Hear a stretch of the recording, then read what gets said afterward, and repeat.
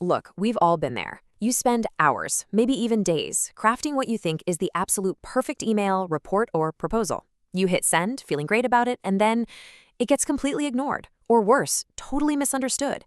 It is incredibly frustrating, right? Well, today we're going to fix that. We are breaking down a core concept from Yvonne Ho's fascinating work on professional writing. And the big secret here is that good writing actually isn't just about perfect grammar. It's not about flawless spelling or busting out a dictionary to use the most impressive vocabulary. You can literally write a grammatically flawless sentence and still completely fail to communicate. The actual missing ingredient, the one thing that truly separates average writers from the pros, is audience awareness. So here's the quick roadmap for today's explainer. We're going to hit the communication disconnect, the cost of reading, the reader-first mindset, adapting one message for many audiences, and finally, a framework for knowing your reader.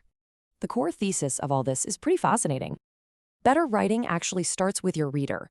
Highly effective communication only happens when you, the writer, stop staring so intensely at your own page, your own thoughts, and your own frustrations, and you start focusing entirely on the person on the other side of that screen.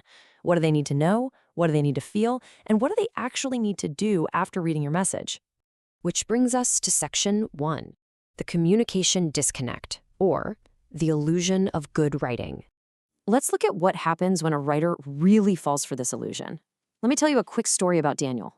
So Daniel is a senior engineer at a fast-growing tech company, and he realizes his team's project tracking software is horribly outdated and slow. He wants to recommend a new system, but it costs $120,000. Now, Daniel does what experts do best. He dug right in. He spent 3 whole weeks researching. He's building charts on processing speeds, database performance, security protocols, the whole shebang. He puts together this magnificent, highly technical 14-page proposal and fires it off to his chief financial officer. And then he waits all week, super proud of his work, absolutely positive he just answered every conceivable question.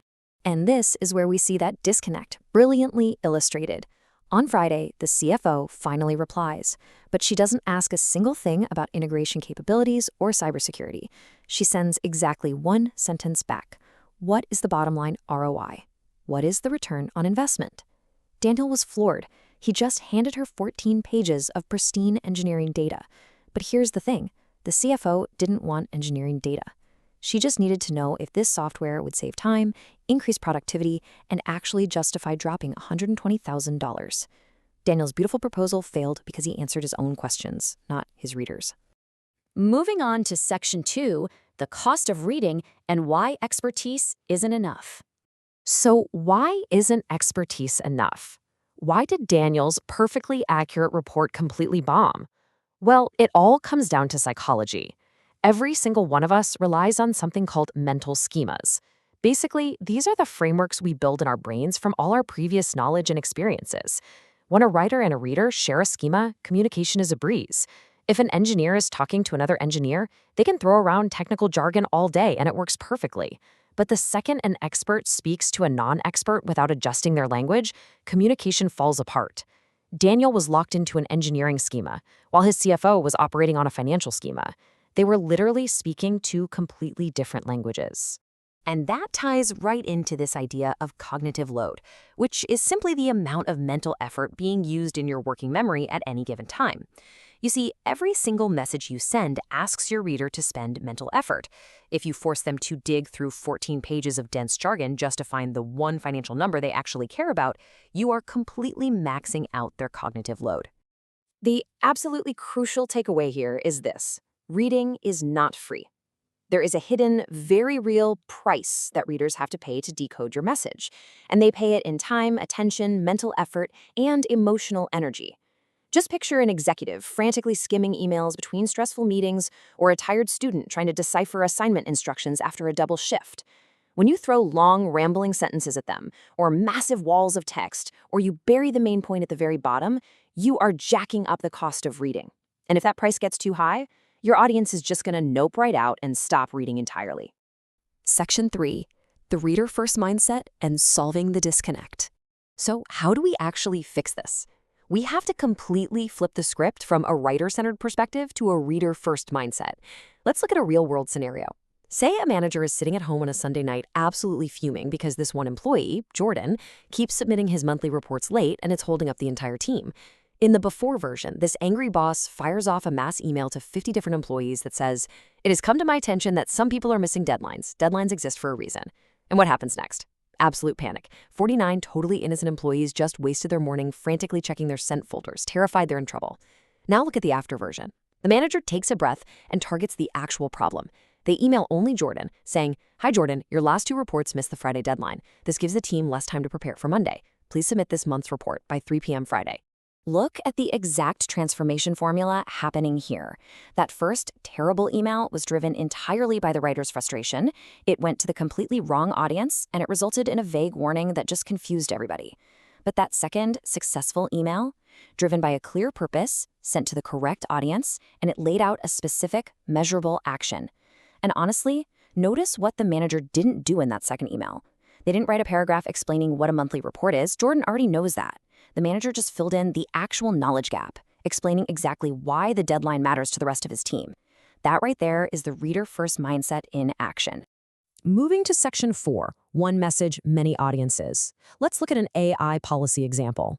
To really hammer this home, we have to understand that the core facts of a message can stay exactly the same, but the way you deliver them has to radically change depending on who's reading it.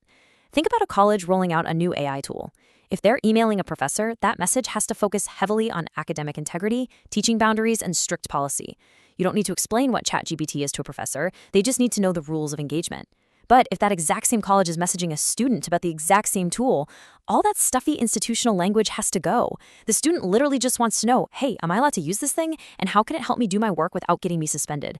The facts are identical, but the vocabulary and the focus have shifted completely. Let's look at one more quick contrast. If you're briefing a busy executive on this AI policy, they do not have time for a deeply philosophical debate about the nature of authorship. They want a bulleted summary of risks and outcomes right up front. But what if you're posting about this on social media? You've got maybe 3 seconds to stop someone from scrolling. That message needs a short, punchy hook, something like, "AI is coming to the classroom, but not to write your papers."